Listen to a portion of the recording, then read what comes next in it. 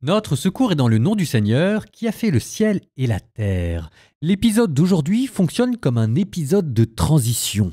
Nous avions vu la dernière fois les démons apparaître, puis disparaître, puis réapparaître. La question est, qui sont les vrais possédés? Pour les pharisiens, ça ne fait pas l'ombre d'un doute. Le véritable possédé, c'est Jésus qu'ils traitent de Belzéboul. Souvenez-vous, petite parenthèse, Belzéboul, on l'a vu dans le 2e livre des rois. C'est quand le roi d'Israël avait un fils malade et qu'il avait envoyé consulter Baal-Zéboub, le seigneur de l'orage. Et pour se moquer de lui, Élisée avait transformé le Baal-Zéboub en Baal-Zéboul, le seigneur des mouches. En bonus donc, pourquoi est-ce que l'on reprend ici ce terme? J'aurais pas le temps de le traiter, c'est un petit bonus. Fin de parenthèse, on revient à Marc. Bref, pour les pharisiens, le possédé, c'est Jésus qui fait l'œuvre du diable. Mais voilà que Jésus va reprendre cette question du diable pour la retourner contre ses adversaires. Et si les véritables possédés n'étaient pas ceux que l'on croyait? D'ailleurs, Jésus reprend cette question du blasphème lancé contre lui et laissé comme en suspens depuis cet épisode où il avait guéri le paralytique en lui pardonnant les péchés. Cet homme-là blasphème, Dieu seul pouvait pardonner les péchés, avait-on dit, pour la retourner contre ses auditeurs. Celui qui blasphème, ce n'est pas celui que l'on croit. Donc, un épisode de transition qui vient clôturer toute une série sur les démons, le blasphème, pour en ouvrir une autre que nous allons commencer aujourd'hui sur... vous verrez.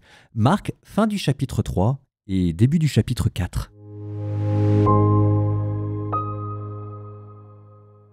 Alors, Jésus revint à la maison, où de nouveau la foule se rassemble, si bien qu'il n'était même pas possible de manger.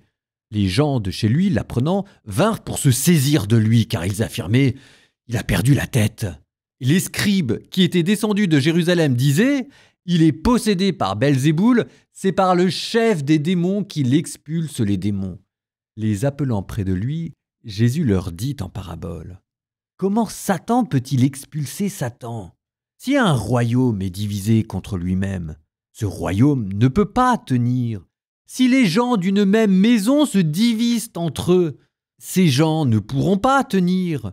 Si Satan est dressé contre lui-même, s'il est divisé, il ne peut pas tenir. C'en est fini de lui. Mais personne ne peut entrer dans la maison d'un homme fort et piller ses biens s'il ne l'a d'abord ligoté, et alors seulement il pillera sa maison. Amen, je vous le dis. Tout sera pardonné aux enfants des hommes, leurs péchés et les blasphèmes qu'ils auront proférés. Mais si quelqu'un blasphème contre l'Esprit Saint, il n'aura jamais de pardon. Il est coupable d'un péché pour toujours. Jésus parla ainsi parce qu'ils avaient dit: il est possédé par un esprit impur. Alors arrivent sa mère et ses frères. Restant au dehors, ils le font appeler. Une foule était assise autour de lui et on lui dit: voici que ta mère et tes frères sont là dehors, ils te cherchent. Mais il leur répond: qui est ma mère? Qui sont mes frères? Et parcourant du regard ceux qui étaient assis en cercle autour de lui, il dit: voici ma mère et mes frères. Celui qui fait la volonté de Dieu, celui-là est pour moi un frère, une sœur, une mère. Jésus se mit de nouveau à enseigner au bord de la mer de Galilée. Une foule très nombreuse se rassembla auprès de lui, si bien qu'il monta dans une barque où il s'assit. Il était sur la mer, et toute la foule était près de la mer sur le rivage. Il leur enseignait beaucoup de choses en paraboles, et dans son enseignement, il leur disait: « Écoutez, voici que le semeur sortit pour semer. Comme il semait, du grain est tombé au bord du chemin. Les oiseaux sont venus et ils ont tout mangé. Du grain est tombé aussi sur du sol pierreux, où il n'y avait pas beaucoup de terre. Il a levé aussitôt, parce que la terre était peu profonde. Mais lorsque le soleil s'est levé, ce grain a brûlé et, faute de racines, il a séché. Du grain est tombé aussi dans les ronces. Les ronces ont poussé, l'ont étouffé, et il n'a pas donné de fruits. Mais d'autres grains sont tombés dans la bonne terre, et ils ont donné du fruit en poussant et en se développant, et ils ont produit 30, 60, 100 pour un. Et Jésus leur disait: Celui qui a des oreilles pour entendre, qu'il entende. » Quand il resta seul, ceux qui étaient autour de lui, avec les 12, l'interrogeaient sur les paraboles.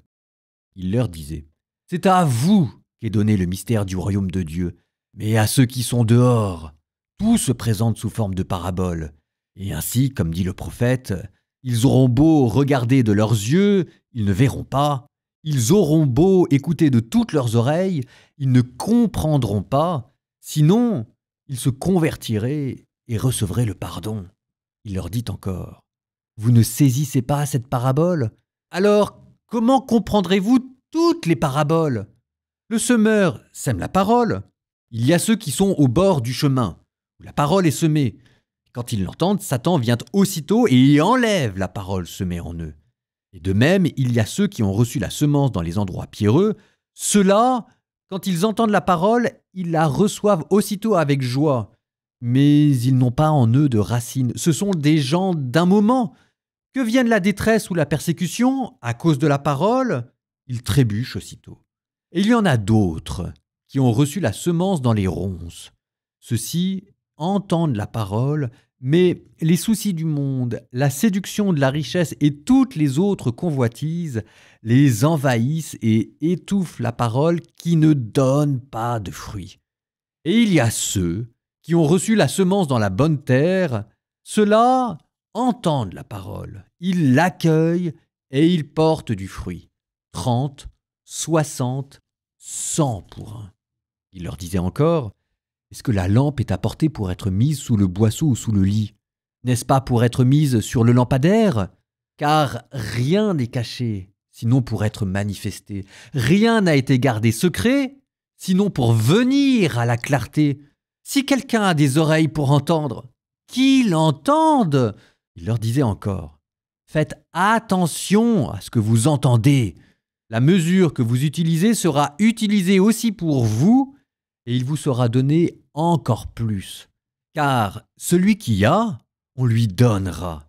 Celui qui n'a pas, on lui enlèvera même ce qu'il a. » Il disait « Il en est du règne de Dieu comme d'un homme qui jette en terre la semence. Nuit et jour, qu'il dorme ou qu'il se lève, la semence germe et grandit, il ne sait comment. D'elle-même, la terre produit d'abord l'herbe, puis l'épi, enfin du blé plein l'épi.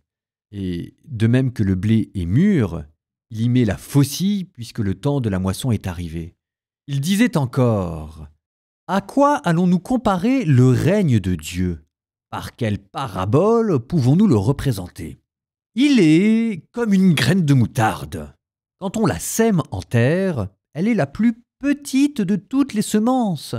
Mais quand on l'a semée, elle grandit et dépasse toutes les plantes potagères, et elle étend de longues branches, si bien que les oiseaux du ciel peuvent faire leur nid à son ombre. » Par de nombreuses paraboles semblables, Jésus leur annonçait la parole, dans la mesure où ils étaient capables de l'entendre.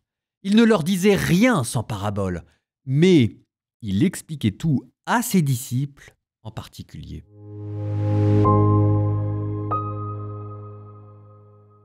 Je vous l'ai dit, je vous le redis, attention, les paraboles, quand on croit les avoir compris, c'est toujours très mauvais signe, surtout quand il s'agit de la parabole du semeur que pourtant tout le monde croit avoir compris. Et je le prouve.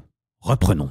Avant la parabole du semeur, donc, il y avait cette controverse avec les pharisiens qui traitaient Jésus de Belzéboul. Ok, regardez maintenant dans les détails. Ça commençait avec Jésus qui était dans une maison, et il y avait tellement de foule qu'on ne pouvait pas manger. Verset 20, littéralement en grec, on ne pouvait pas prendre de pain. Par quoi va commencer la parabole du semeur? Par du grain de blé.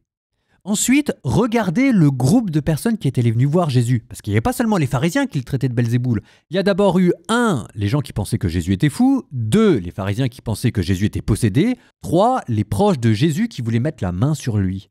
Et il va y avoir combien de mauvais terrains dans la parabole du semeur? Il va y en avoir 3. Il y en a même un où il sera question du diable. Je reviens maintenant à Jésus qui n'a pas de pain dans sa maison et qui est confronté à 3 auditoires mauvais. Et il termine en disant... Qui sont ma mère, qui sont mes frères, qui sont mes sœurs? Réponse, celui qui fait la volonté de Dieu. Et par quoi va se terminer la parabole du semeur? Après les 3 mauvais terrains, le bon terrain qui porte du fruit à raison de 30-60%.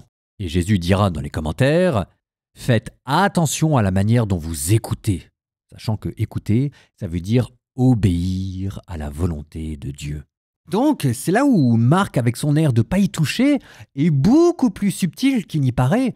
Le secret messianique n'est pas seulement une volonté de Jésus, c'est un effet de l'endurcissement de cœur. Ils ont des oreilles et n'écoutent pas, ils ont des yeux et ne voient pas. L'identité de Jésus-Christ est obscure pour ceux qui refusent de croire.